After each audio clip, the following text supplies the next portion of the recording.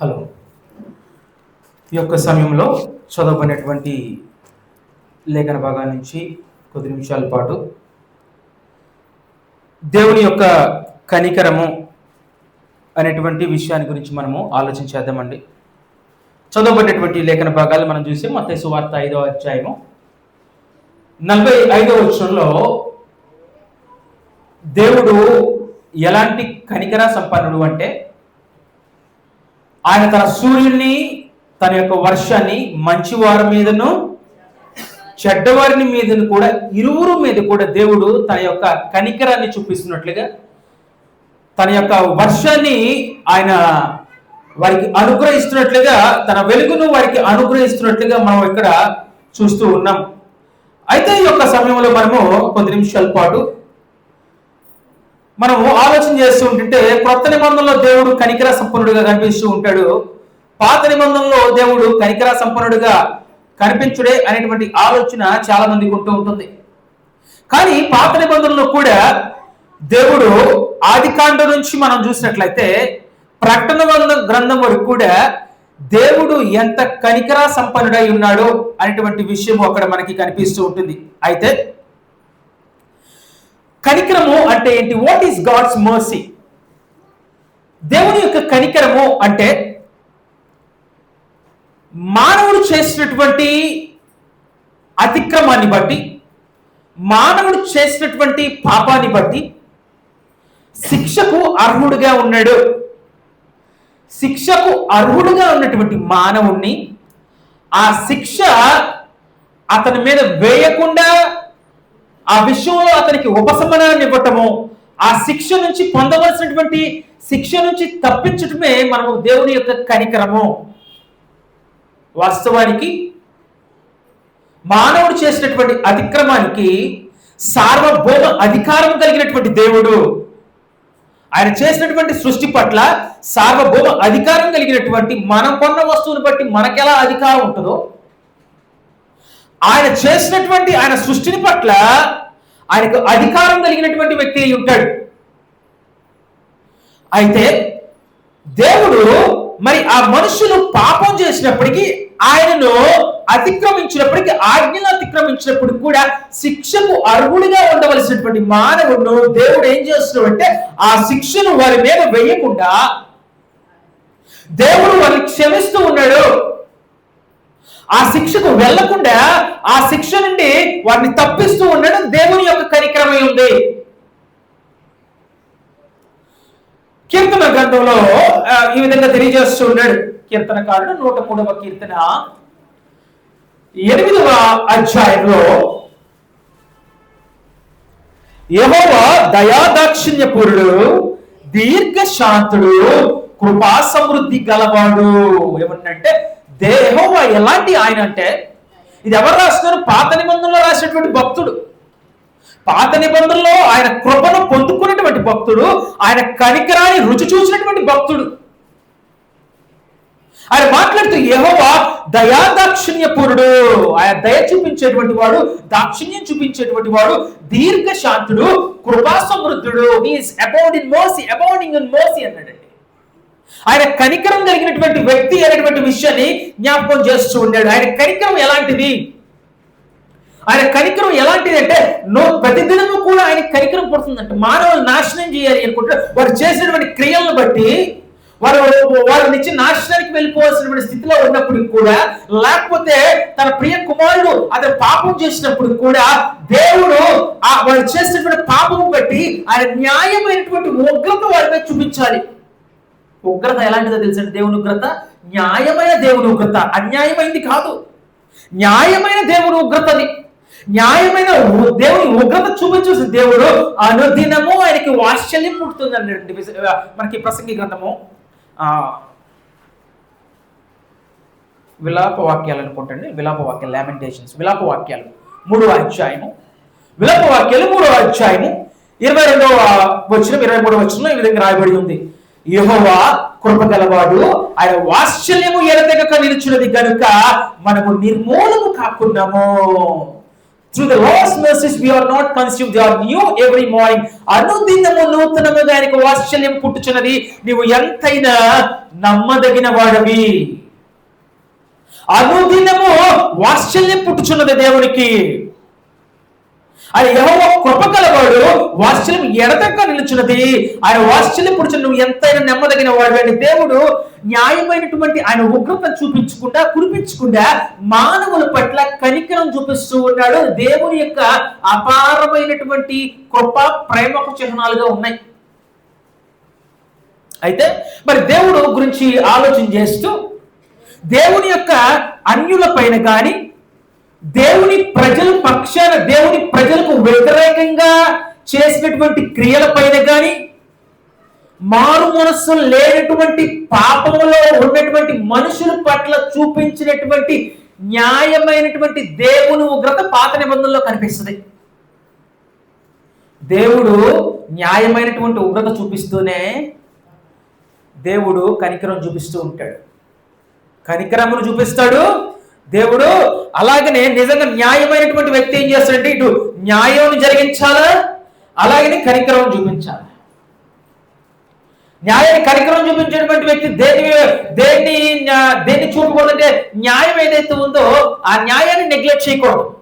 న్యాయాన్ని నెగ్లెక్ట్ చేయకూడదు, కానీ కనికరం చూపించేటువంటి వ్యక్తిగా ఉంటాడు. అయితే ఇక్కడ చూసినట్లయితే దేవుడు పాత నిబంధనలో కూడా కనికర సంపన్నుడై ఉన్నాడు. మనము మొట్టమొదటిలో దేవుడు తానే స్వయంగా చేసినటువంటి మానవుడు. ఇదిగో సమస్తము సమృద్ధిగా నీకు ఉంచబడింది, జీవవృక్ష ఫలాలు నీకన్ని చెట్లు నీ యొక్క స్వాధీనంలో ఉన్నాయి, జంతువులు నీ స్వాధీనంలో ఉంటాయి, మొత్తమే నీ స్వాధీనంలో ఉంచబడిందని దేవుడు ఆదామును చేసి తర్వాత అవ్వమ్మను చేసి వారికి మొత్తానికి స్వతంత్రం ఇచ్చినప్పుడు వారు ఎవరి మాటకు లోబడాలి? ఆ దేవాది దేవుని యొక్క మాటకు, మహోన్నతులైన దేవుని మాటకు లోబడితే వారు నిత్య జీవం ఉండేటువంటి స్థితిలో ఉంటే, దేవాది దేవుని వదిలిపెట్టుకొని సాధారణమైనటువంటి వాడు ఒకడు వస్తే వాడి మాట వినటానికి దేవుళ్ళలాగా మారిపోతాం, దేవతలాగా మారిపోతాం ఆలోచించి ఏం చేశారు అంటే దేవునికి వ్యతిరేకంగా పాపం చేశారు. దేవుడి మీద తిరగబడేటువంటి ఆ యొక్క స్థితిలో ఉన్నప్పుడు కూడా దేవుడు అక్కడికక్కడ వారు మొత్తలేదండి, మొత్తాడా? కానీ వారు దేవుడు పరిశుద్ధుడు కనుక అపరిశుద్ధమైనది అపవిత్రమైనది ఏది కూడా దేవుని సముఖంలో నిలుచోడానికి అవకాశం లేదు కనుక మరి పాపం చేసినటువంటి వారు, అపవిత్రతలో పడిపోయినటువంటి వారు, సాతాను సంబంధమైన అధికారంలో పడిపోయినటువంటి వారు, చీకట్లో పడిపోయినటువంటి వారు, వారి మనోనేత్రాలు గుడితనం కలిగినటువంటి వారు దేవుని సముఖంలో నిలడానికి అవకాశం లేదు. కాబట్టి ఏమైంది? దేవునితో దూరమయ్యారు. ఎలా దూరమయ్యారు? ఆత్మీయ స్థితిలో పడిపోయారండి, ఆత్మీయంగా పతనమైపోయారు ఆదాము. అయినప్పటికీ దేవుడు అక్కడికక్కడ వారిని మొత్తలేదు. దేవుడు కనికరం చూపించాడు. దేవుడు ఏం చేశాడంటే దేవుడే వారికి కచ్చడములు, దేవుడే వారికి చర్మపు చొక్కాయల్ని తొలగించాడు. అంటే బలి జరిగింది అక్కడ. దేవుడు చర్మపు చొక్కాయల్ని వారికి తొలగించినట్లుగా చూస్తూ ఉన్నాము. దేవుడు అక్కడి నుంచి గెంటేశాడు, కానీ వారు బ్రతికి ఉండటానికి దేవుడు అవకాశం ఇచ్చాడు. బ్రతికి ఉండటానికి అవకాశం కాదు, కానీ ఇంకా ఆదాము అవ్వ నిత్య జీవం వెళ్ళటానికి, ఆదాము అవ్వ నిత్య జీవం వెళ్ళటానికి దేవుడు అక్కడే తన ప్రణాళికను ఏర్పాటే ముందే ప్రణాళికను ఏర్పరచారు. జగత్ పునాది వేయబడక మునిపే యేసుక్రీస్తు వారి ద్వారా మానవాళికి రక్షణ, ఆదాము మొదలుకొని చివరి మానవుల వరకు కూడా యేసుక్రీస్తు వారి యొక్క రక్తములోనే విమోచన. ఆదాము చేసిన అతిక్రమానికైనా యేసుక్రీస్తు వారి యొక్క రక్తము ద్వారానే విమోచన గనక అక్కడ మనకి ఆదికాండంలోనే తెలియజేస్తాడు. ఇదిగో సర్పాన్ని గురించి, స్త్రీ సంతానం, స్త్రీ నువ్వేం చేస్తావు అంటే తల మీద కొడతావు, అది మడి మీద కరుస్తుంది. నీ సంతానము స్త్రీ సంతానం ఉంటాడు. అవునండి, ఏ సంతానము? నీ సంతానము స్త్రీ సంతానము వైరం కలగజేస్తాడు. ఆ స్త్రీ సంతానం ఎవరు? యేసుక్రీస్తు వారు. అంటే యేసుక్రీస్తు వారి ద్వారా మన గలతీ రాసిన పత్రికలో తెలియజేస్తాడు. ఆ సంతానం క్రీస్తు అని తెలియజేస్తాడు. అయితే ఆ సంతానము ద్వారా ఆదాముకైనా అవ్వమ్మకైనా నిత్య జీవం వెళ్ళటానికి దేవుడు ప్రణాళిక వేశాడు. అంటే అది దేవుని యొక్క కనికరము. దేవుడు వాటిని మొత్తలేదండి, అది దేవుని యొక్క కనికరమై ఉంది. కానీ పతనమైపోయారు, పాపం చేశారు గనక, అపరిశుద్ధంగా అయిపోయారు గనక దేవుడు వారిని అక్కడి నుంచి పంపివేసినట్లుగా చూస్తూ ఉన్నాడు. కానీ దేవుడు తన కనికరాన్ని కొనసాగించనే ఉన్నాడు వాళ్ళపైన. తర్వాత మనం చూస్తూ ఉంటాం అనేక విషయాలు మన గ్రంథంలో కనిపిస్తూ ఉంటుంది. మనకి ఆదికాండం 3వ అధ్యాయం 9వ వచనంలో మనం చూసాము. ఆ విషయాలు మనకు కనిపిస్తాయి. అయితే తర్వాతగా చూసినట్లయితే మనకి నోవాహు గారి దినాల్లో మనకి ఆదికాండం 6వ అధ్యాయంలో కనిపిస్తుందండి. అయితే నోవాహు దినాల్లో భూమి మొత్తం కూడా బలత్కారంతో నిండిపోయిందని అంటే వైలెన్స్ అండి. మరి ఒక్కొక్కరు చంపుకుంటున్నారో తెలియదు, ఒక్కరు నరుక్కుంటున్నారో తెలియదు, ఒకరి మీద ఒకరు ద్వేషంతో రగిలిపోతున్నారో తెలియదు. వారి హృదయం అంతా కూడా చెడుతనంతో నిండిపోయిందంట. దేవుడు ఏం చేశాడు? బలత్కారంతో నిండిపోయింది భూమి మొత్తం. అంటే ఒకరి మీద ఒకరు చంపుకుంటున్నారో, మరి ఎటువంటి వైలెన్స్ జరుగుతుందో తెలియదు. ఎలాగా వారి హృదయాలు దుర్మార్గంగా మారిపోయావు దేవుడు మాట్లాడుతూ ఉన్నాడు. వారి హృదయాలు ఏ విధంగా చెడు చేయాలి, చెడు తలంపులతో ఉన్నటువంటి చెడు హృదయాలతో దేవుడు చూశాడు. అయితే చూసినప్పుడు కూడా దేవుడు ఏం చేయాలి? మానవాన్ని సర్వ బాధ వారిని చేసినందుకు సంతాపం నొందాడు అట్లా ఉంటుందండి. అవునా? వారు చేసినందుకు సంతాపం నొందాడు అనేటువంటి విషయం రాయబడుతూ ఉంటుంది. అయితే దేవుడు వెంటనే మానవాన్ని నాశనం చేయలేదు. దరిదాపుగా 120 సంవత్సరాల వరకు కూడా మానవాళి మారటానికి, మారు మనసు పొందటానికి, దేవుని యొక్క కనికరముని పొందటానికి దేవుడు అవకాశం ఇచ్చాడు. నోవాహు నీతిమంతుడైనటువంటి ఆ యొక్క నోవాహు ద్వారా దేవుడు లోకానికి ఆయన యొక్క రక్షణ సమాచారము, దేవుని యొక్క న్యాయమైనటువంటి ఉగ్రత రాబోతుంది. ఆ ఉగ్రత నుంచి తప్పించుకోవడానికి మీరు ఈ ఓడల దేవుడు ఏర్పాటు చేసినటువంటి ఓడలోకి రావాలని నీతిమంతుడైనటువంటి నోవాహు ద్వారా దేవుడు ప్రకటన చేసినప్పుడు ఆ యొక్క వర్తమానానికి సువార్తకు లోబడినటువంటి మానవులు అనేక మంది దేవుడు ఆయన చేసినటువంటి ఏంటి? మేము వర్షమే చూడలేదు ఎంతవరకు. భూమి పొంగుతుందంటే కింద నుంచి వర్ష నీళ్ళు వస్తాయంట, పైనుంచి నీళ్ళు వస్తాయంట, మునిగిపోతామంటారు. అవహేళన చేస్తుంటారే, ఎంతో మంది అవహేళన చేస్తుంటారు. కానీ దేవుడు ఏం చేస్తున్నాడు అంటే సమయం ఇచ్చాడు. 120 సంవత్సరాలు వారిని అప్పటికప్పుడు నాశనం చేయకుండా సమయం ఇచ్చిన మారు మనసు పొందకపోతే వారి యొక్క గొయ్యిని వాళ్ళు తీసుకున్నారండి. వారి యొక్క గొయ్యిని వాళ్ళు తీసుకున్నారు. వారి నాశనానికి వారే పాత్రలుగా చేయాలి. కానీ దేవుడు మాత్రం ఏం చేస్తున్నట్టే కనికరాన్ని చూపించాడు కనుక వారికి అంతకాలాన్ని సమయాన్ని ఇచ్చినట్లుగా మనం చూస్తూ ఉన్నాము. తర్వాతగా అయితే ఇక్కడ చూసినట్లయితే మనకి కనికరం అయితే మరి తీర్పును తొలగిస్తా, కనికరము చూపిస్తున్నాడు కదండి. తీర్పు ఎలా వస్తుంది? కనికరము తీర్పును తొలగించదు, కానీ ఆ తీర్పు నుంచి తప్పించడానికి సమయాన్ని ఇస్తుందండి. కనికరం ఏం చేస్తుంది? తీర్పును తీసేయదు, కానీ తీర్పు నుంచి తప్పించబడటానికి సమయాన్ని ఇస్తుంది. ఆ రోజు నోవాహు దినాల్లో జరిగింది. దేవుడు కనికరం చూపిస్తున్నాడు. దాని నుంచి దేవుడు రాబోతున్నటువంటి ఉగ్రతను తప్పించుకోవడానికి దీంట్లో రెండనే అవకాశం ఇచ్చాడు. కానీ ఏ మానవాళి నోవాహు కుటుంబం తప్ప ఎవరు కూడా దేవుని కనికరాన్ని పొందకుండా వారే పడిపోయినట్లుగా మన గ్రంథంలో కనిపిస్తుంది. అయితే తర్వాతగా దేవుని యొక్క కనికరం మనకి ఇశ్రాయేలు ప్రజల మీద కూడా కనిపిస్తుందండి. ఇశ్రాయేలు ప్రజల మీద కనిపిస్తే అయ్యా ఈ బానిసత్వం మట్టి పనులోను, ఈ యొక్క జగడ మట్టి పనుల్లోను, ఈ యొక్క భయంకరమైనటువంటి వెట్టి చాకరీ పనుల్లో మేము చేయలేనటువంటి స్థితిలో ఉంటుంటే,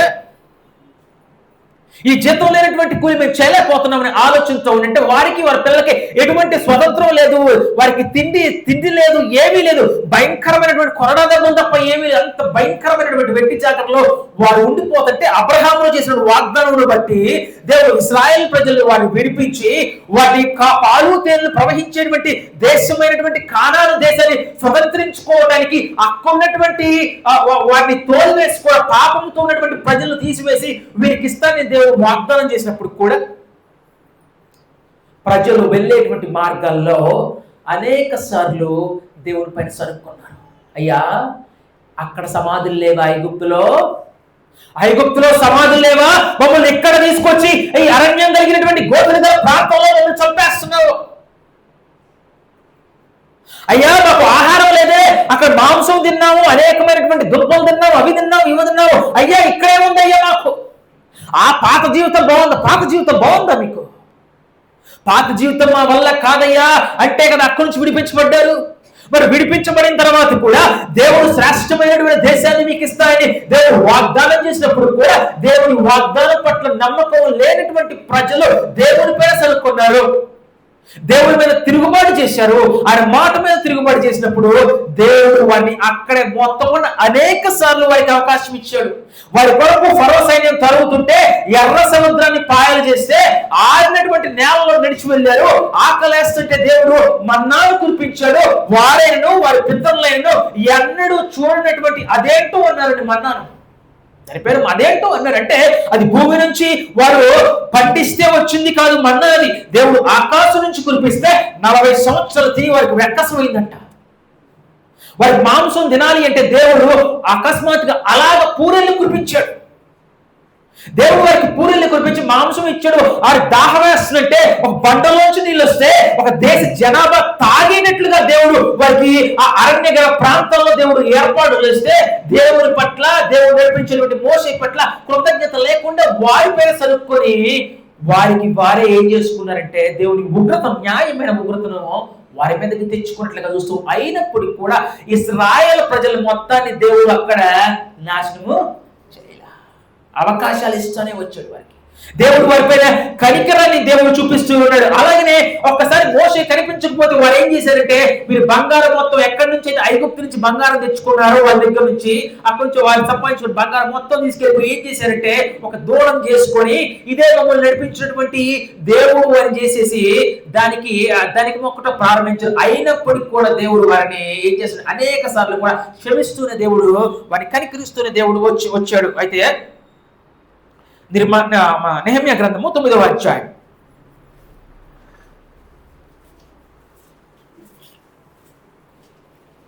నెహెమ్యా గ్రంథము 9వ అధ్యాయము 17వ వచనంలో ఈ విధంగా రాయబడింది. వారు విధేయులగుటకు మనస్సు లేని వారై తమ మధ్యనేము చేసిన అద్భుతములను జ్ఞాపకము చేసుకొనక తమ మనస్సును కఠినపరుచుకొని తాముండి వచ్చిన దాస్యపు దేశమునకు తిరిగి వెళ్ళుటకు ఒక అధికారిని కోరుకొని నీ మీద తిరుగుబాటు చేశారు. ఎవరి మీద తిరుగుబాటు చేశారు? దేవుడి మీద తిరుగుబాటు చేశారు. అయ్యా, ఎక్కడి నుంచి విడిపించబడ్డామో, ఏ దాస్యం నుంచి విడిపించబడ్డామో అక్కడికే మమ్మల్ని తిరిగి వెళ్తామని వారి కొరకు తమకు నచ్చినటువంటి దేవుడు ఏర్పాటు చేసినటువంటి అధికార నాయకుడిని కాకుండా వీరి కొరకు ఒక అధికారిని పోగు చేసుకొని దేవుడి మాట మీద తిరుగుబాటు చేశారు, దేవుడి మీద తిరుగుబాటు చేశారన్న. అయితే నీవు క్షమించుటకు సిద్ధమైన దేవుడవును. దేవుడి మీద తిరుగుబాటు చేసినప్పటికి కూడా దేవుడు ఎలాంటి వ్యక్తి అంటే నీవు క్షమించుటకు సిద్ధమైన దేవుడును, దయావాత్సల్యతలు గలవాడును, దీర్ఘశాంతమును, బహుకృపయు గలవాడనయుండి వారిని విసర్జింపలేదు. చూడండి దేవుడు ఎంత కనికర సంపన్నుడు. పాత నిబంధనలో దేవుడు కఠినుడు అనే ఆలోచన ఉంటుంది లేదండి. దేవుడు కఠినుడు ఎవరి పట్ల అంటే, దేవుడు న్యాయమైన ఉగ్రత ఎవరి పట్ల అంటే ఆ మారు మనస్సు లేనటువంటి ఆ యొక్క ఉన్నటువంటి స్థితిలో ఉన్నటువంటి ప్రజలపై దేవుడు న్యాయమైనటువంటి ఉగ్రత. ఈరోజు కోర్టులు ఏ విధంగా న్యాయాన్ని తీరుస్తూ ఉంటాయో అంతకంటే శ్రేష్టమైనటువంటి ఆ యొక్క న్యాయము ఈ దేవుని చేతిలో ఉంటది. ఆయన న్యాయాన్ని తీర్చేటువంటి వాడు, అలాగే కనికరాన్ని చూపించేటువంటి వ్యక్తి. అయినప్పటికీ కూడా అయితే నీవు క్షమించుటకు సిద్ధమైన దేవుడును, దయా వాత్సల్యములు గలవాడును, దీర్ఘశాంతమును బహుకృపయు గలవాడనయుండి వారిని విసర్జించలేదు అనేటువంటి విషయాన్ని గురించి మాట్లాడుతూ ఉన్నాడండి. తర్వాత అనేక మార్లు దేవుని యొక్క కనికరం మనకు కనిపిస్తుంది. కారణం దావీదు విషయంలో కూడా దావీదు చూసినట్లయితే దావీదుని ఎన్నుకున్న తర్వాత దావీదు కూడా ఆయన ఒక పాపం చేశాడండి. దావీదు ఒక పాపం ఏంటో తెలుసు అందరికి. ఆయన ఒకసారి పాపం చేసి, కానీ దేవుడు దావీదు ఎలాంటి వ్యక్తి తెలుసా అండి? దేవుని యొక్క హృదయానుసారుడు, దేవుని యొక్క హృదయాన్ని ఎరిగినటువంటి ఆయన జీవితం. దేవుని యొక్క మందిరం కొరకు ఎంతగానో తనకున్నటువంటి ఆ యొక్క తను కూర్చుకున్నటువంటి బంగారాన్ని, తన కూర్చుకున్నటువంటి ఆస్తిని దేవుని కొరకు సమర్పించినటువంటి వ్యక్తిగా దావీదు కనిపిస్తాడు. కానీ అతని జీవితంలో కూడా ఒక పాపం చేసినప్పటికీ ఆ పాపం విషయంలో అతడు దాన్ని కప్పిపుచ్చుకోవడానికి ప్రయత్నం చేయలేదు. నాతాను వచ్చి దావీదుని ఎప్పుడైతే అతను చేసినటువంటి పాపమును బట్టి హెచ్చరించాడో అది కప్పిపుచ్చుకోవడానికి దావీదు ప్రయత్నం చేయలేదు. కానీ ఆ పాపాన్ని ఒప్పుకొని దాని విషయంలో అతడు దేవునికి మొరపెట్టుకున్నాడు. నీ దృష్టిలో దేవాన్ని పాపం చేశాను, నన్ను క్షమించుము, నన్ను కరుణించుము అని దేవునికి పాపం విషయంలో అతను కప్పిపుచ్చుకోలేదు, కానీ అతను ఒప్పుకొని విడిచినటువంటి వ్యక్తిగా ఉన్నాడు కనుకే అతన్ని దేవుడు కరుణించాడు. ఎలా అయ్యా దావీదును నువ్వు క్షమించేస్తావు అంటే, దావీదు ఏదో ఒట్టిగానే చంపేశాని ఏ మారు మనసులైనటువంటి వ్యక్తిగా లేడండి. ఆ విషయంలో అతను కుమిలిపోయాడు, ఆ విషయంలో అతను కుమిలిపోయాడు. కాబట్టి దేవుడు అతను క్షమించాడు అనేటువంటి విషయం మనకు కనిపిస్తే సమూయేలు గ్రంథము 2వ అధ్యాయం.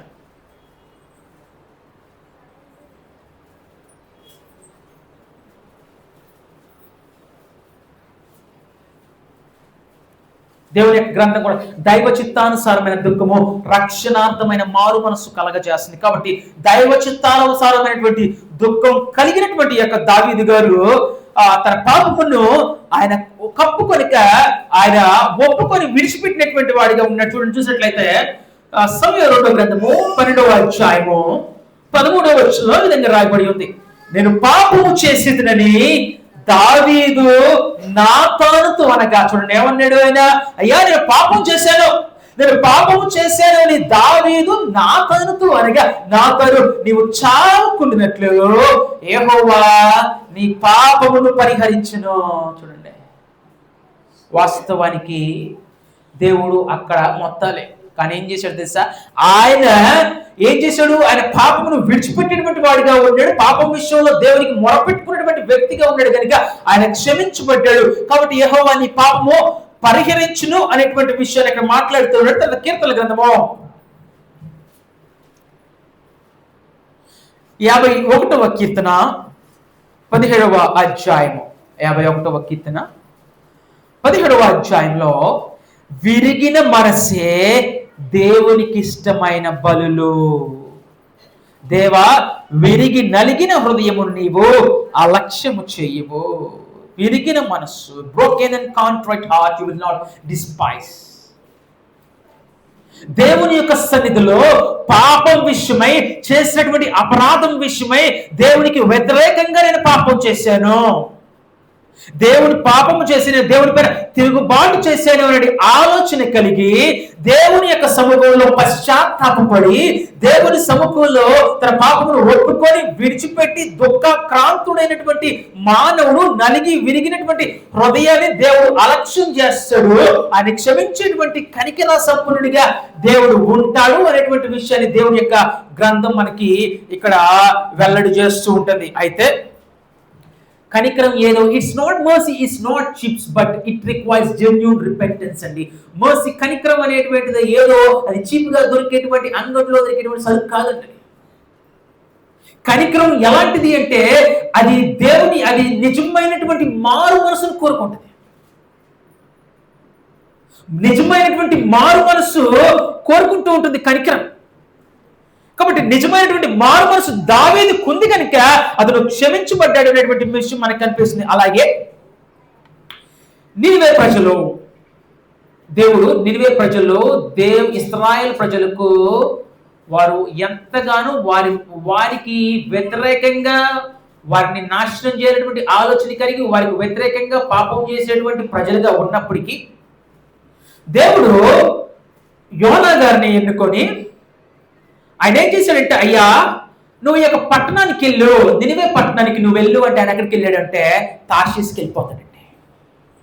వ్యతిరేక దిశలో ఉన్నటువంటి తార్షీస్ పట్టణానికి వెళ్ళిపోయి అక్కడ ఓడ ఎక్కేసుకొని ఆ ఓడ దిగువ భాగంలో పడుకుంటాడు. దేవుడిని తప్పించుకోవాలని ఆలోచన చేస్తూ ఉంటాడు.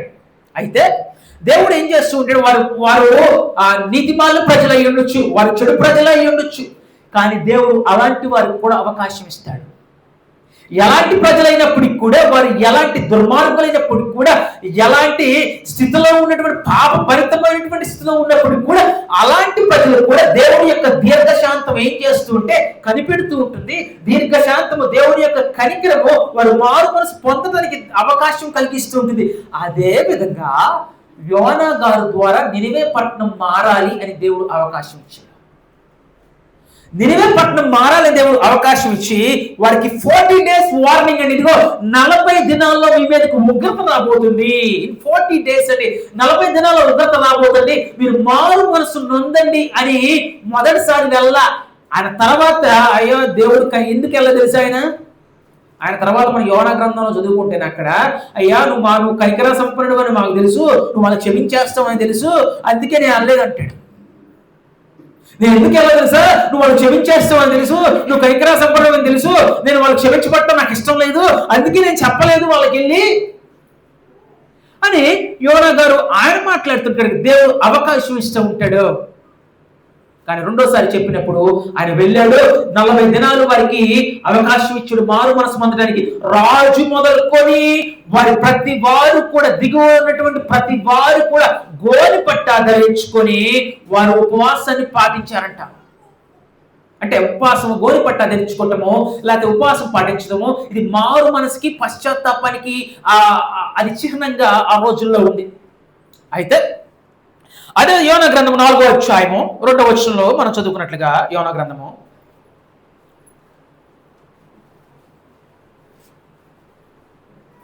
4వ అధ్యాయము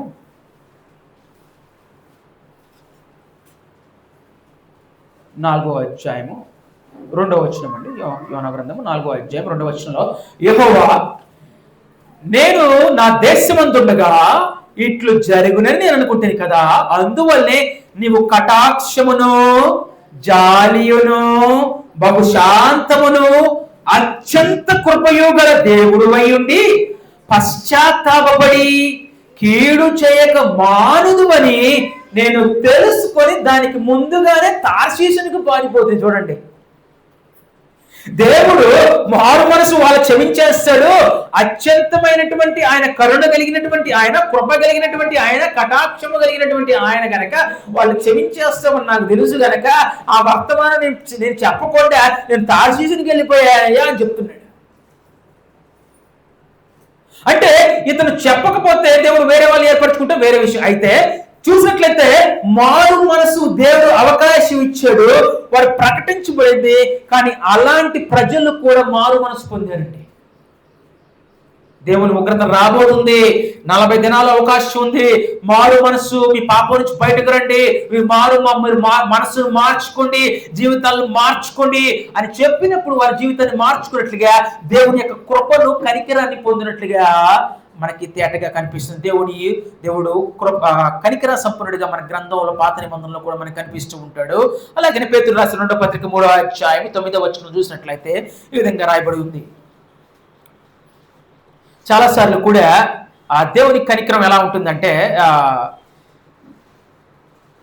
మన విషయంలో అనుకోండి, మన విషయంలో తప్పు చేసామనుకోండి, ఏం కోరతారు? తప్పు చేస్తే ఏం కోరతారు? అయ్యా తప్పు జరిగిపోయింది, ఈ శిక్ష నుంచి తప్పించండి, అంతేనా? ఏం కోరతారు? కనికరం కోరతారు. మనిషి తప్పు చేస్తే ఏం కోరతాడు?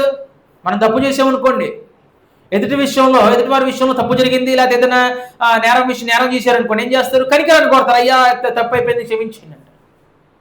అదే ఎదుటి వాళ్ళు తప్పు చేశారనుకోండి, ఏం కోరతారు తెలుసా? న్యాయం కోరతారు. మనం తప్పు చేస్తే కనికరం కోరతాము, ఎదుటి తప్పు చేస్తే న్యాయాన్ని కోరతారు. కనికరము తీర్పును మించి అతిశయపడుతుంది అంటాడండి. కనికరము తీర్పును మించి అతిశయపడుతుంది అంటాడు. అలాగని దేవుడు తీర్పుని పక్కన పెట్టడం, కానీ కనికరము తీర్పు అన్నప్పుడు కనికరము చూసి చేసుకోమంటాడు. ఈ విషయంలో యోనా గారు ఏం కోరుకున్నాడు? న్యాయం కోరుకున్నాడు. అవునా? అయ్యా ఇశ్రాయేలు ప్రజలకి వీళ్ళు అంత కీడు చేశారు, ఇశ్రాయేలు ప్రజలు కీడు చేసినటువంటి ఈ వ్యక్తులు నాశనం అయిపోవాలి కదా, నీ ఉగ్రత వాళ్ళ మీద రావాలి కదా, ఆ ఉగ్రత నేను చూడాలి కదా, నాశనం అయిపోవడం అనుకున్నాడు. కానీ దేవుడు ఆలోచన, మానవుల ఆలోచన అలా ఉంటుంది, కానీ దేవుడు ఆలోచన లేదుగా. నాశనం అయిపోవాలనుకుంది మానవ పరంగా ఆలోచించినటువంటి మానవుడు, కానీ దేవుడు అలాంటి వ్యక్తులు కూడా మారు మనసు పొందాలని దేవుడు అవకాశం ఇచ్చాడు. అవకాశం ఇచ్చి యోనా ఏం కోరుకున్నాడు? నాకు న్యాయం కావాలి, అది శిక్ష పడాలి అనుకున్నాడు, అది నశించిపోవాలనుకున్నాడు. కానీ దేవుడు ఏం చేస్తున్నాడంటే దేవుడు వారికి కనికరం చూపించడు, అవకాశం ఇచ్చాడు. వాళ్ళు మారు మనసు పొందినట్లుగా మనం చూస్తూ ఉన్నాం. అలాగే పేతురు రాసిన 2వ పత్రిక 3వ అధ్యాయం 9వ వచనం విధంగా రాయబడి ఉంది, కొందరు ఆలస్యమని ఎంచుకున్నట్లు ప్రభువు తన వాగ్దానమును గురించి ఆలస్యము చేయువాడు కాదు గాని ఎవడును నశింపవలనని నిశ్చయింపక అందరూ మారు మనసు పొందవలనని కోరుచు మీ ఎడల దీర్ఘశాంతము గలవాడై ఉన్నాడు. దేవుని యేసుక్రీస్తు వస్తారని ఎప్పటి నుంచి చెప్తున్నారు? ఆయన ఉగ్రత వస్తుంది, భూమి లయ అయిపోద్దని చూస్తూ ఉన్నాము. మా తాతల దగ్గర నుంచి, మా ముత్తాతల దగ్గర నుంచి భూమి అలాగే ఉంది, అది ఏమి లయ అయిపోలేదే, ఆయనే వస్తాలే అని అనుకుంటుంటే పేతురు గారు రాస్తూ కొందరు ఆలస్యమని ఎంచుకున్నట్లు దేవుడు తన ప్రభువు తన వాగ్దానం గురించి ఆలస్యము చేయవాడు కాదు కానీ ఎందుకు దేవుడు వెయిట్ చేస్తాడంటే ఎవడనో నశింపవలనని నిశ్చయింపక అందరూ మారు మనసు పొందవలనని మీ ఎడల దీర్ఘశాంతము గలవాడై ఉన్నాడు. దేవుడు తన దీర్ఘశాంతము అలుసుగా తీసుకోకూడదు. దేవుడు ఇచ్చిన సమయాన్ని ఏదైతే ఉందో, దేవుడు చూపిస్తున్న వాత్సల్యాన్ని, కరుణ ఏదైతే ఉందో దాన్ని అలుసుగా తీసుకొనకూడదు. దేవుడు మారు మనసు పొందటానికి, నీ జీవితాన్ని మార్చుకోవటానికి, యేసుక్రీస్తు రక్తంలో కడగబడటానికి అవకాశం ఇచ్చినప్పుడు మాత్రమే నువ్వు మారాలి. దేవుడి కనికరము, కృప నీ నుంచి తొలగిపోతే అది మనసు మారటానికి అవకాశం ఉండదు, నువ్వు నిత్య జీవం వెళ్ళటానికి అవకాశం ఉండదు, దేవుని యొక్క కనికరం పొందటానికి అవకాశం ఉండదు. దేవుని యొక్క కనికరము పొందడానికి అవకాశం ఉంది. ఆలస్యం చేస్తున్నావు, నీ రక్షణ విషయంలో ఆలస్యం చేస్తున్నావా? దేవుని యొక్క కృప నీ నుంచి తొలగిపోతే నీ భూమి పైన నెక్స్ట్ సెకండ్ ఉండదండి. దేవుని యొక్క కృప నీ నుంచి తొలగిపోతే నెక్స్ట్ సెకండ్ నీ భూమి మీద ఉండదు, భయంకరమైనటువంటి వేదనకరమైన స్థలంలోకి వెళ్ళిపోతావు. కాబట్టి ఆయన అలుసుగా తీసుకోకూడదు అనే విషయాన్ని గ్రంథం తేటగా తెలిసింది. దేవుని యొక్క దీర్ఘశాంతం, దేవుడు దీర్ఘశాంతపురుడై ఉన్నాడు అనేటువంటి విషయం చూసినట్లయితే దేవుని యొక్క దీర్ఘశాంతము అది కొద్ది మంది మాత్రమే చూపించట్లా. ఎవరో నేషనాలిటీ కొంతమంది, ఈ దేశం వారికి మాత్రమే, ఆ దేశం వారికి మాత్రమే, ఈ కులం వారికి మాత్రమే, వారికి మాత్రమే అనేటువంటి దేవుని యొక్క కరికరం చూపుతా. ఆయన నీతిమంతుల పైన తన వర్షాన్ని కురిపిస్తున్నాడు. నీతిమంతుల పైన, అనీతిమంతుల పైన తన యొక్క సూర్యుని వెలుగును ఆయన ఉదయింప చేయుచున్నాడు అనేటువంటి విషయాన్ని గ్రంథం తేటగా తెలియజేస్తుంది. అలాగనే దేవుని యొక్క కనికర సంపన్నుడైనటువంటి విషయం మనం పాత నిబంధనలో కొన్ని విషయాలు చూసాం, అనేక విషయాలు కనిపిస్తాం. కొన్ని ఉదాహరణలు మాత్రమే చూసాం. అయితే కొత్త నిబంధనలో చూసినట్లయితే, కొత్త నిబంధనలో దేవుని యొక్క కనికరము యేసుక్రీస్తు వారి ద్వారా బయలుపరచబడుతుంది. ఈరోజు క్రైస్తవ యుగంలో దేవుని యొక్క కనికరం ఎలా బయలుపరచబడుతుందంటే, దేవుని యొక్క కనికరం పొందుకోవాలంటే క్రీస్తు ప్రభువులో ఉండాలి. క్రీస్తు ప్రభువులో ఉండవలసిన అవసరం ఉంది. దేవుని యొక్క కనికరం ఈ రోజు కూడా క్రీస్తు ప్రభువు ద్వారా లోకం మొత్తానికి ఉందండి. ప్రయాసపడి భారం మోసుకున్న సమస్త జనులారా నా యొద్దకు రండి, నేను మీకు విశ్రాంతి కలగ చేస్తాను. నేను దీనును సాత్వికును అనేటువంటి విషయాన్ని మాట్లాడుతున్నాడు. నా యొద్ద నేర్చుకున్నాడు, నా కాడు వెతుకొని నా యొద్ద నేర్చుకునే విషయాన్ని, అంటే దేవుని యొక్క ఆహ్వానం, క్రీస్తు ప్రభువు యొక్క ఆహ్వానం ఏదైతే ఉందో అది లోకం నశించిపోయేటువంటి లోకము, దేవుని కనికరం లేనటువంటి లోకము. అంటే కనికరం అయితే అందుబాటులో ఉంది, దేవుని యొక్క కృప అందుబాటులో ఉంది, కానీ అది పొందుకోవాలి అంటే క్రీస్తు ప్రభువులోనే ఉంటుంది. క్రీస్తు ప్రభువుని అంగీకరించవలసినటువంటి అవసరం ఉంది అనే విషయం తెలియజేస్తుంది. ఎఫెసీయులకు రాసిన పత్రిక 2వ అధ్యాయం, ఎఫెసీయులకు రాసినటువంటి పత్రిక 2వ అధ్యాయము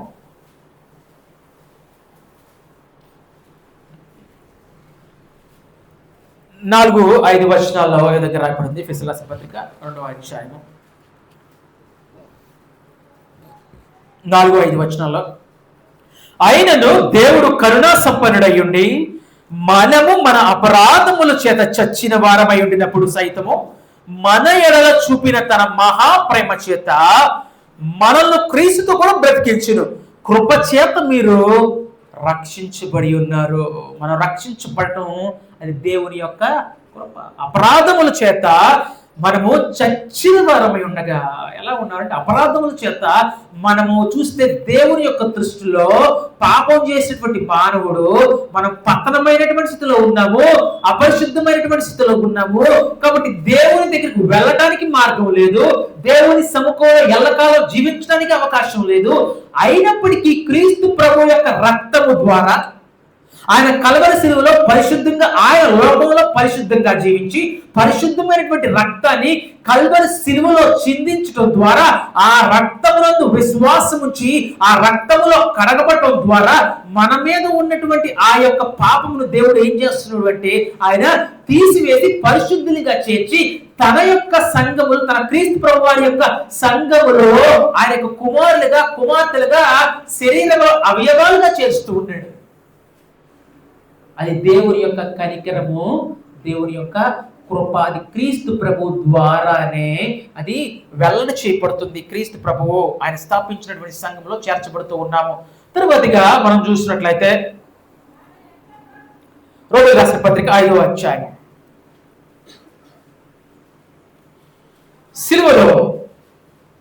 సిలువలో ఏం జరిగింది అంటే జస్టిస్ అండ్ మర్సీ. వాస్తవానికి పాపం చేస్తే శిక్ష ఎవరికి ఇవ్వాలి? నేరం చేస్తే శిక్ష ఎవరు పొందాలి? నేరం చేసినటువంటి వ్యక్తి. నేరం ఎవరైతే చేశారో నేరం చేసినటువంటి వ్యక్తికి శిక్ష వేస్తే న్యాయం జరిగింది. న్యాయం జరగాలిగా. న్యాయం జరగాలి అంటే అక్కడ తీర్పులో న్యాయం ఉండాలి, ఆ న్యాయంలో శిక్ష జరగాలి, పనిష్మెంట్ ఉండాలి. కానీ క్రాస్లో ఏం జరిగిందంటే, శిలువ పైన ఏం జరిగిందంటే దేవుని యొక్క కనికరము, దేవుని యొక్క న్యాయము రెండు కూడా జరిగాయండి. ఎలాగంటే మానవులు చేసినటువంటి పాపమునికి శిక్ష మనం అనుభవించాలి, అక్కడ తీర్పు జరగాలి, శిక్ష జరగాలి. కానీ శిక్ష ఎవరి మీద? మన మీద నుంచి తప్పించి దేవుడు ఏం చేస్తున్నాడంటే తన కుమారుడైనటువంటి యేసు క్రీస్తు వారి మీద ఆ శిక్షను ఆయన వేశాడు. ఆ పాప భారాన్ని, లోక పాపను మోసుకుని దేవుని గొర్రెపిల్ల ఇదిగో మన అందరిని మనం అనుభవించవలసినటువంటి శిక్షను యుగాలు అనుభవించినా అది తీరిపోదండి. మనమే శిక్ష అనుభవించాల్సి వస్తే మన పాపములకు దేవుని సముఖంలో యుగాలు శిక్ష అనుభవించిన అది తీరదు. దేవుడు ఏం చేశాడు? పరిశుద్ధంగా జీవించిన క్రీస్తు ప్రభు వారి మీద ఆ శిక్షను వేయటం ద్వారా అక్కడ న్యాయము జరిగింది. అలాగనే మనల్ని క్షమించడం ద్వారా కనికరం కూడా జరిగింది. కనికరం కూడా దేవుడు, కనికరము తీర్పు రెండు కూడా జరుగుతున్న రోమీయులకు రాసిన పత్రిక 5వ అధ్యాయం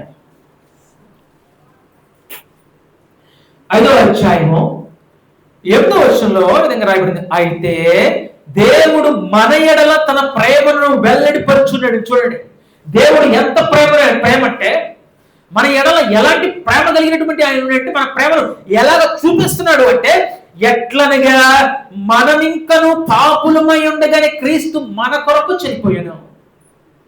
మనమింకా మన అపరాధముల చేత మనమింకా పాపములోనే దేవునికి దూరస్తులుగా ఉన్నప్పుడే, దేవునికి పాపము చేత దేవునికి శత్రువులుగా ఉన్నప్పుడే దేవుడు మన కొరకు యేసుక్రీస్తు వారిని ఆయన ఈ లోకానికి పంపించి మన యొక్క పాప భారాన్ని, మన యొక్క నేరాన్ని ఆయన ఏం చేస్తున్నాడంటే క్రీస్తు ప్రభు వారి మీద ఆయన మోపాడు. కాబట్టి ఎట్లా మనం ఇంకొను పాపమై ఉండగానే క్రీస్తు మన కొరకు చనిపోయాడు. కాబట్టి ఆయన రక్తం వల్ల ఇప్పుడు నీతిమంతులుగా తీర్చబడి మరింత నిశ్చయముగా ఆయన ద్వారా ఉగ్రత నుండి రక్షించబడదు. దేవుని యొక్క ఉగ్రత న్యాయమైనది, సార్వభౌమ అధికారం కలిగినటువంటి దేవుడు. ఆయన దేవుని యొక్క ఉగ్రత న్యాయమైనటువంటి ఉగ్రత, రైటిషియస్ ఇండిగ్నేషన్ ఆఫ్ గాడ్ అండి. అయితే అనగా శత్రులమై ఉండగా సాతాను అధికారంలో ఉండి ఆయనతో శత్రులమై ఉండగా ఆయన కుమారుని మరణము ద్వారా మనము దేవునితో సమాధానపరచబడిన ఎడల సమాధానపరచబడిన వారమై ఆయన జీవించుట చేత మరి నిశ్చయముగా రక్షించబడతాము. శత్రులమై ఉండగానే మన కొరకు యేసుక్రీస్తు వారు చనిపోయారు. ఆయన మన కొరకు దేవుడు తన ప్రేమను క్రీస్తు ప్రభు వారి ద్వారా కనికరాన్ని చూపిస్తున్నాడు, మనల్ని క్షమించడం ద్వారా అనేటువంటి విషయాన్ని ఇక్కడ జ్ఞాపకం చేస్తూ ఉన్నాడు. అయితే మనం నీతిమంతులను క్షమించట్లేదు, మనం గొప్పవారని కాదు. మన శత్రులమై ఉండగానే, మన పాపులమై ఉండగానే మన కొరకు క్రీస్తు వారు చనిపోయారు. అది దేవుని యొక్క కనికరము, దేవుని యొక్క కృప అనేటువంటి విషయాన్ని తెలియజేస్తూ ఉంటుంది. అలాగే క్రొత్త నిబంధనలో మనకి యేసుక్రీస్తు వారు కనిపిస్తారు. అలాగే క్రొత్త నిబంధనలో మనకి ప్రాడిగల్ సన్ అంటే తప్పిపోయిన కుమారుడు కనిపిస్తాడండి. తప్పిపోయిన కుమారుడు యొక్క ఉపమానాన్ని మనకు తెలియజేస్తూ, ఆ కుమారుడు ఏం చేస్తాడు అంటే, అయ్యా నా ఆస్తి నాకు ఇచ్చేసేయి నేను వెళ్ళిపోతాను, నా ఆస్తి నాకు ఇచ్చేసేయి నేను వెళ్ళిపోతాను అన్నాడు. ఆస్తిని తీసుకున్నాడు, వెళ్ళిపోయాడు. వెళ్ళిపోయిన తర్వాత ఆస్తి మొత్తం కూడా వ్యభిచారుల దగ్గర, లోక స్నేహితుల దగ్గర, అన్నిటికీ తాగడానికి తిరగడానికి మొత్తానికి దాన్ని వేస్ట్ చేసేసిన వ్యక్తి ఒకరోజు అప్పుడు దాకా డబ్బున్నంతసేపు అతని చుట్టూ స్నేహితులు ఉన్నారు. డబ్బున్నంత చుట్టూ అతను ఖర్చు పెట్టినంతసేపు కూడా వారితో పాటు దేని కొరకు వచ్చారో ఆ స్నేహితులు మొత్తం వచ్చారు. ఎప్పుడైతే మొత్తం వెళ్ళిపోయిందో అతనికి పందులు ఏదైతే మేస్తున్నాయో ఆ పొట్టు తినటానికి కూడా అవకాశం లేకుండా పోయింది. పందులు మేసేటువంటి పొట్టు తిని కూడా ఆకలి తీర్చుకోవాలనేటువంటి దౌర్భాగ్యకరమైనటువంటి స్థితిలోకి వెళ్ళిపోతే మరలా అయ్యా ఏమనుకున్నాడంటే, నా తండ్రి ఇంట అనేక పనివారు ఉన్నారు కదా, నేను కూడా ఒక పనివారిగా చేరతామని ఆలోచనతో వచ్చాడు. పనివారిగా చేస్తానని ఆలోచనతో వస్తే ఆ తండ్రి దూరంగా చూసి పరిగెడుతూ ఏడ్చించి నాపై పడి ఏడ్చును. కీర్తన పాడుతూ మనం పాట పాడుకుంటాం కదా, ఆ తండ్రి నన్ను చూచి పరిగెడుచు ఏడ్చించి నాపై పడి ఏడ్చెను. అంటే దేవుడు కూడా ఎలా చేస్తాడంటే, ఏ విధంగా అయితే వాస్తవానికి చిన్న కుమారుడు అంటే పెద్ద పక్కనున్న కుమారుడు, అయ్యా అయితే నా కుమారుడు చనిపోయి తిరిగి వచ్చాడు, తప్పిపోయి తిరిగి వచ్చాడు, గొప్ప విందు చేస్తున్నాడు. ఇతను నచ్చల ఇంకో కుమారుడు, అదేంటయ్యా ఇతను మొత్తం ఆస్తి తీసుకెళ్ళిపోయాడు, తగలబెట్టని చేశాడు వాళ్ళకి వీళ్ళకి, నువ్వేంటయ్యా ఇతను తీసుకెళ్ళిపోయి దూరంగా పడేగా నువ్వు తీసుకెళ్ళిపోయి మళ్ళీ తీసుకొచ్చావు ఏంటి అంటే, అతను ఏమన్నాడు, అయ్యా ఆయనకు ఉత్సవం చేస్తున్నావేంటి, గొర్రెబడులు వస్తున్నావేంటి, ఇవన్నీ చేస్తున్నావేంటయ్యా అంటే, అతను ఏమన్నాడంటే, అయ్యా నువ్వు ఎప్పుడు నాతోనే ఉన్నావు, కానీ ఈ నా కుమారుడు తప్పిపోయి తిరిగి వచ్చాడు.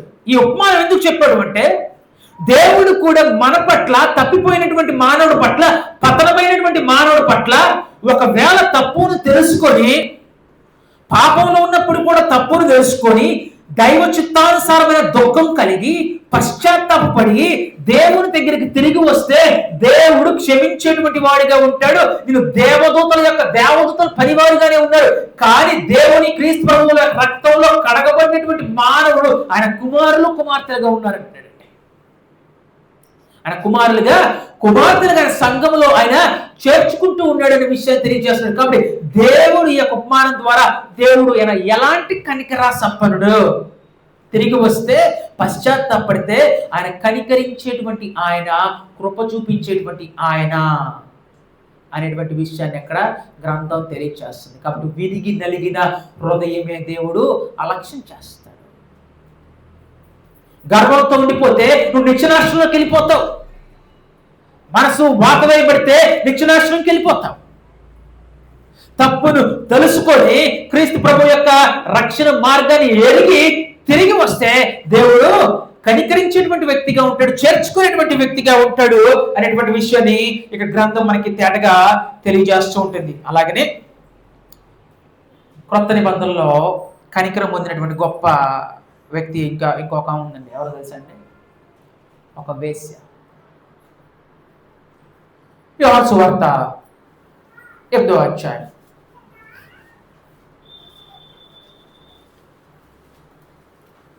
పాత నిబంధనలో కూడా దేవుడు కనికరానికి ఎంత పెద్ద పీట వేశాడో మనకి హోషేయ గ్రంథం కనిపిస్తున్నది. నేను కనికరమనే కోరుచున్నాను, బలి నేను కోరట్లేదు అని మీరు విన్నారు కదా. అక్కడ అవునా? కనికరమనే నేను కోరుచున్నాను, బలి నేను కోరట్లేదు అని ఎక్కడ రాయబడింది? పాత నిబంధన, కొత్త నిబంధన? పాత నిబంధనే. కనికరమనే నేను కోరుచున్నాను, బలిని కాదు.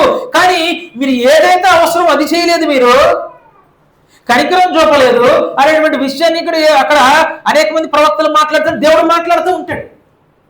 ఇక్కడ కూడా యోహాను సువార్త యేసుక్రీస్తు వచ్చే సమయంలో కూడా యేసుక్రీస్తు వారి భూమి మీద కాలంలో వారికి ఉన్న చట్టం ఏంటి? ధర్మశాస్త్రము, పాత నిబంధన. ధర్మశాస్త్రం ప్రకారంగా వ్యభిచారం చేసినటువంటి స్త్రీని ఏం చేయాలి? రాళ్ళతో కొట్టి చంపాలి. కానీ ఇక్కడ ఏం జరుగుతుందంటే యోహాను సువార్త కనికరం ఎంత ప్రాముఖ్యమైందో దేవుని విషయంలో చూడగానే, యేసు ఒలివల కొండకు వెళ్ళను 1వ వచనం చదువుదాము. తెల్లవారుగానే యేసు తిరిగి దేవాలయంలోకి రాగా ప్రజలందరూ ఆయన వద్దకు వచ్చి కానీ ఆయన కూర్చుండి వారికి బోధించుండెను. శాస్త్రులు, పరిసయ్యులు వ్యభిచారము పట్టుబడిన ఒక స్త్రీని తీసుకొని వచ్చి ఆవిడ మధ్యలో పెట్టి, బోధకుడా, ఈ స్త్రీ వ్యభిచారము చేయుచుండగా పట్టుబడెను, అట్టి వారిని రాళ్ళతో రవి చంపవలని ధర్మశాస్త్రంలో మోసే మనకు ఆజ్ఞాపించింది కదా, ఆయనను నీవేమి చెప్పుచున్నావా అని ఆయన అడిగిరి. అయ్యా, వ్యభిచారంలో పట్టుబడింది స్త్రీ, ధర్మశాస్త్రం ప్రకారంగా రాళ్ళతో కొట్టి చంపాలి కదా, నువ్వేం చెప్తావు అన్నారు. మరి ధర్మశాస్త్రం ప్రకారం చేయాలిగా, ధర్మశాస్త్రం ఆజ్ఞ కదా, ధర్మశాస్త్రం చట్టం కదా, ధర్మశాస్త్రం మీరకూడదు కదా, ధర్మశాస్త్రం ప్రకారం చట్టం ప్రకారం రాళ్ళతో కొట్టాలి కదా. మరి యేసుక్రీస్తు వారు ఏం చెప్పాలి? ధర్మశాస్త్రం రాళ్ళతో కాదా, కరెక్టే కదా, చట్టమే కదా, చట్టం రాళ్ళతో కొట్టి చంపాలి కదా అంటే అన్నారు. ఎందుకంటే చట్టం మీరకూడదు కదా, చట్టాన్ని మీరకూడదు. కానీ అట్టి వారిని రాళ్ళతో అయితే 6వ వచనంలో ఆయన మీద నేరము మోపవలనని ఆయన శోధించుచు ఇలాగును అడిగిరి. అయితే యేసు వంగి నేల మీద వ్రేలతో ఏవి రాయిచుండెనో వారు ఆయన్ని పట్టు వదలక అడుగుచుండగా ఆయన తల ఎత్తి చూసి, మీలో పాపము లేనివాడు మొట్టమొదట ఆమె మీద రాయి వేయవచ్చునని వారితో చెప్పారు. అంటే మీలో పాపము లేనటువంటి వ్యక్తి మొట్టమొదట రాయి వేయొచ్చు అన్నాడు. అంటే ఎవరు రాయేశారు? అక్కడ రాయేశారా? అంటే ప్రతి వారు కూడా తమ కంఫర్టబుల్ అయినటువంటి పాపం చేస్తారు, తమకు అనుకూలంగా ఉన్నటువంటి పాపం చేస్తారు. ఏ పాపమైనా దేవుని దృష్టిలో అది పాపమే, ఆజ్ఞాతిక్రమ పాపం. తమ కంఫర్టబుల్ అయినటువంటి పాపంలో ఉండిపోతూ ఉంటారు. అయితే ఇక్కడ చూసినట్లయితే వాస్తవానికి ధర్మశాస్త్రం రాళ్ళతో కొట్టాలా, కానీ మొదట ఏమన్నారంటే అక్కడ మీదట పాపం చేయనటువంటి వారు రాళ్ళేంటి అన్నాడు. రాళ్ళైనసరికి వాళ్ళు ఏం చేస్తారు? మరలా వంగి నేలపైన రాయిచుండెను. వారి మాట విని పెద్దవారు మొదలుకొని చిన్నవారు వరకు ఒకరి వెంట ఒకడు బయటకు వెళ్ళి యేసు అక్కడ మిగిలిన ఆ స్త్రీ మధ్య నిలవబడి ఉండెను. యేసు తల ఎత్తి చూసి, అమ్మా, వారెక్కడ ఉన్నారు? ఎవరో నీకు శిక్ష విధింపలేదని అడుగుగా ఆమె, లేదు ప్రభువా అనెను. అందుకు యేసు 11వ వచనంలో, నేను నీకు శిక్ష విధింపను, నీవు వెళ్ళి ఇక పాపము చేయకమని ఆమెతో చెప్పాను. యేసుక్రీస్తు వారు ఆమె పాపము కరెక్టే అని చెప్పట్లా, ఆమె చేసింది కరెక్టే అని చెప్పలా. నువ్వు కరెక్టే చేస్తున్నావు అని పాపము సమర్థించారా? ఆమె చేసినటువంటి వ్యభిచారాన్ని సమర్థించారా? క్షమించటం అంటే వ్యభిచారాన్ని సమర్థించడం కాదండి. ఆమె చేసినటువంటి పాపాన్ని సమర్థించడం కాదు. ఏమన్నాడు? అమ్మ వెళ్ళు, అక్కడ క్షమించబడ్డాడు. అయితే నీవు వెళ్ళి ఇక పాపము చేయకము అంటే, ఇదిగో నువ్వు మారు మనసు పొందుతున్నావని ఆలోచన కలిగి ఉన్నాడు. యేసుక్రీస్తు వారు క్షమించాడు అంటే అక్కడ వారి కుయుక్తిని బట్టి జరిగింది. అక్కడ కుయుక్తి ఏంటి? యేసుక్రీస్తు వారు పట్టుకోవాలని ఆలోచన ఉంది. వారే నీతిమంతులుగా ఆలోచన చేస్తూ ఉన్నారు. రాళ్ళు నీతిమంతులైనటువంటి వారు మీరు పాపం చేయనటువంటి రాళ్ళు ఏమన్నారు? అయితే ఇక్కడ పట్టుబడినప్పుడు కూడా పాపము చేయడానికి అది టికెట్ కాదు, క్షమించడం అంటే పాపం చేయడానికి టోకెన్ కాదు, టికెట్ కాదు, పాపాన్ని సమర్థించడం కాదు. కాకపోతే ఇక్కడ యేసుక్రీస్తు వారు ఇక మీదట వెళ్ళు, ఇక మీదట పాపము చేయవద్దు, ఇక మీదట పాపము చేయవద్దు అని యేసుక్రీస్తు వారు ఏం చేస్తున్నారంటే క్షమిస్తున్నారు. అది యొక్క కనికరము. నేను క్షమిస్తున్నాను, నీ జీవితాన్ని మార్చుకో అని అర్థం అండి. క్షమిస్తున్నాను, నీ జీవితాన్ని నువ్వు మార్చుకో.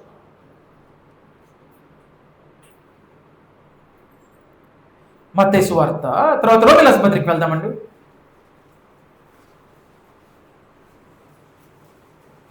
అదే విషయంలో మనకి రోమీయుల రాసిన పత్రిక 2వ అధ్యాయం 1వ వచనంలో స్వనీతి పరులైనటువంటి వ్యక్తుల గురించి మాట్లాడుతూ రోమీయుల రాసిన పత్రిక 2వ అధ్యాయం 1వ వచనంలో,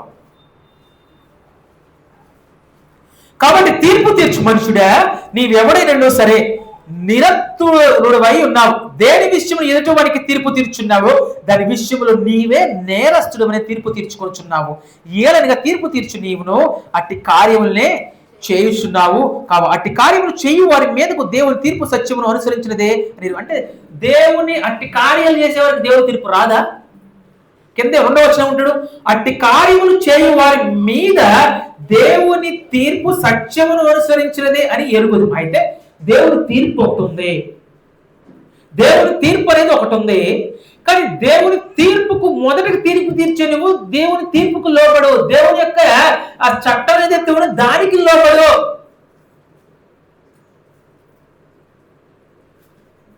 నాలుగు వేళ్ళు ఇలా చూపించినప్పుడు ఏం చేస్తాడు? 1 వేలు చూపిస్తాడు. నీ కంట్లో ఉన్నటువంటి దూలాన్ని మొదటగా తీసివేయి. ఎదుటి వాళ్ళ కంట్లో నలుసులు తీసేయచ్చు, నీ కంట్లో ఉన్నటువంటి దూలాన్ని మొదట తీసివేయండి. కనికరము తీర్పును మించి అతిశయపడుతుంది. అలాగే చూసినట్లయితే యేసుక్రీస్తు వారు ఈ రోజు మన పట్ల ఎలా కనికరం చూపిస్తున్నారు అంటే, మనం దోషం చేసినప్పటికీ ప్రతిదినం కూడా ఏం చేస్తారండి, మనం తెలియక దోషం చేసామో పాపం చేసామో అనేటువంటి విషయంలో రక్తంలో కడగబడినప్పుడు కూడా మనం ఆ పాపం విషయంలో మన రోజు కూడా ప్రార్థన చేయాలి, ప్రార్థన చేస్తాం, దోషాలు క్షమించమని ప్రార్థన చేస్తాం. కాబట్టి మనకి ఇంటర్సీడింగ్ ఎవరు? మన మధ్యలో ఉండి ఆ ప్రార్థనలో దేవుని దగ్గర చేర్చేది ఎవరు అంటే తండ్రి అయినటువంటి యేసుక్రీస్తు వారండి. హెబ్రీయుల రాసిన పత్రిక 7వ అధ్యాయము, హెబ్రీయుల రాసిన పత్రిక 7వ అధ్యాయము 25వ వచనంలో, ఈయన తన ద్వారా దేవుని యొద్దకు వచ్చు వారి పక్షమున విజ్ఞాపన చేయుటకు నిరంతరము జీవించున్నాడు గనక వారిని సంపూర్ణముగా రక్షించుటకు శక్తిమంతుడై ఉన్నాడు. పవిత్రుడును నిర్దోషియు నిష్కల్ముషుడును పాపుల్లో చేరక ప్రత్యేకముగా ఉన్నవాడును ఆకాశ మండలము కంటే మిక్కిలి హెచ్చైన వాడునైన ఇట్టి ప్రధాన యాజకుడు మనకు సరిపోయిన వాడు అనేటువంటి విషయాన్ని ఇక్కడ తెలియజేస్తున్నాడు. కాబట్టి మన విషయంలో మనకి మధ్యలో ఉంది ఎవరు అంటే యేసుక్రీస్తు వారు. యేసుక్రీస్తు వారు ఏం చేస్తున్నారంటే, మనం పాపం చేసినప్పుడు కూడా మన పట్ల ఆయన కనికరం చూపిస్తూ ఉన్నారు. బాప్తిసం పొందినప్పుడు కూడా, తప్పు చేసినప్పుడు కూడా, ఎప్పుడైతే దోషముల పట్ల దోషాల పట్ల తెలియక చేసిన దోషాల పట్ల ప్రార్థన చేసినప్పుడు మన మధ్యలో యేసుక్రీస్తు వారు ఇంటర్సీడ్ చేస్తారు. ఆయన లాయర్గా ఉండి ప్రధాన యాజకుడిగా మన పక్షాన దేవుణ్ణి ఆయన సమాధాన పరుస్తూ ఉంటాడు. తర్వాతగా చూసినట్లయితే చివరిగా ఒక లేఖనాన్ని చూసి ముగించుకుందామండి. చూసినట్లయితే యాకోబు రాసినటువంటి పత్రిక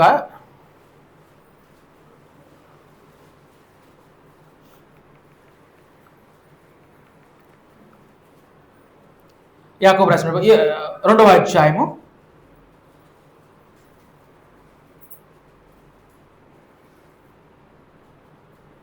13వ వచనంలో, కనికరము చూపనివాడు కనికరము లేని తీర్పు పొందును, కనికరము తీర్పును మించి అతిశయ పడుదును అంటాడు. కనికరము చూపించినటువంటి వాడు కనికరము లేని తీర్పు పొందును. కాబట్టి కనికరము తీర్పును మించి అతిశయపడుతున్నాడు. Choose between judgement, justice and mercy. Choose mercy. న్యాయమా కనికరం అనేటువంటి విషయంలో మన శక్తి కొలది మనం దేనికి మొదటిగా ప్రిఫరెన్స్ ఇవ్వాలి అన్నాడంటే, మన శక్తి మన దేనికి ప్రిఫరెన్స్ ఇవ్వాలంటే కనికరానికి కనికరాన్ని ఎంపిక చేసుకునేటువంటి వ్యక్తిగా ఉన్నాడు. అయితే దేవుని యొక్క గ్రంథంలో చూసినట్లయితే మన అపరాధముల చేత మన చచ్చిన వారమే ఉండగా దేవుడు మన పట్ల కూడా అలాగే ఆయన కనికరించకుండా, కనికరము చూపించకుండా మన పట్ల వ్యవహరించినట్లయితే మన ఎవ్వరూ కూడా రక్షించబడటానికి అవకాశం లేదు. మన పట్ల కూడా దేవుడు అదే కనికరము లేకుండా ప్రవర్తించినట్లయితే మన ఎవరో కూడా రక్షించబడటానికి అవకాశం లేదు. కాబట్టి మనం ఏదైతే కనికరం పొందుకున్నామో అదే కనికరము సహోదరులకు చూపించగలిగేటువంటి వారుగా ఉండాలని దేవుడు కోరుకుంటూ ఉన్నాడు. కాబట్టి మనము కూడా కనికరము చూపించేటువంటి వ్యక్తులై ఉండాలి. కనికరము తీర్పును మించి అతిశయపడుతుంది అనేటువంటి విషయాన్ని గురించి గ్రంథం తేటగా ఉంది. అలాగనే దేవుడు ఇచ్చినటువంటి దేవుడు చూపించేటువంటి దీర్ఘశాంతము, దేవుడు చూపించేటువంటి కనికరము అయితే దేవుని ఉగ్రత నుంచి తప్పించడానికి అవకాశం కల్పిస్తూ ఉంటుంది. ఈరోజు మానవాళి రక్షించబడటానికి, దేవుని యొక్క సముఖంలో పరిశుద్ధంగా నిలవబడటానికి దేవుడు తన కనికరమును యేసుక్రీస్తు వారి ద్వారా చూపిస్తున్నాడు. రక్షణ పొందటానికి దేవుడు యేసుక్రీస్తు అని ఈ లోకానికి పంపించాడు. ఇంకా రక్షణ పొందకుండా దేవుని యొక్క కృపను కనికరాన్ని పొందకుండా ఉన్నటువంటి వాడు దేవుడు కనికరానికి వెలుపల ఉన్నాడు. కాబట్టి దేవుని కనికరాన్ని, దేవుని రక్షణను మానవుడు క్రీస్తు ప్రభువు ద్వారా ఆ రక్తంలో కడగపడటం ద్వారా, బాప్తిసం పొందుకోవడం ద్వారా సంఘంలో చేర్చబడేటువంటి వ్యక్తిగా ఉన్నాడు. కాబట్టి ఆ యొక్క స్థితిలో మనం ఉండాలని, కాబట్టి దేవుని యొక్క కనికరమును అలక్ష్యం చేయకూడదని, కాబట్టి మనం కూడా కనికరం చూపించేటువంటి వ్యక్తులుగా ఉండాలి. దేవుని యొక్క గ్రంథం మనకి తేటగా తెలియజేస్తుంది. కాబట్టి ఇంతవరకు కూడా శ్రద్ధగా వాక్యం ఉన్న మీ అందరూ కూడా ప్రభు నామమున వందనాలు తెలియజేస్తున్నాను.